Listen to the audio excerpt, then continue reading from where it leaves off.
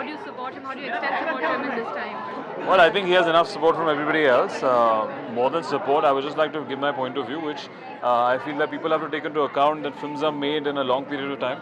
And this film was made in a political scenario where everything was very happy. I myself have worked with a particular actor and actress from that country and had a release this year. So I think it's only fair that somebody who's trying to tell a love story, which is not related to anything, country-wise or this political scenario, would get to tell his story. And he's one of the best directors we have. So I think out of respect to him, just not purely looking into the current scenario and timing, we should happily see a film which is a love story. And also, to be fair, I think nothing else is in discontinuity. If I may say, you cannot only start with art.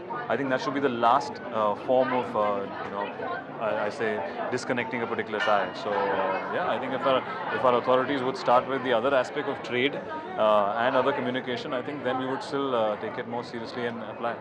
Two films that we're really looking forward to. One, your Bang Bang Part 2, which we don't know the title yet. We don't know the title yet. I have two directors but zero title, so it's not fair. But very soon, we're going to announce it very soon. What kind of action have you been doing in that? Loads, very interesting, gritty action, hand-to-hand combat. We have an international French action choreographer called Cyril. He's done the Transporter series in Hollywood and loads of other films. And he's trained me a lot. I've got battered and bruised a multiple number of times.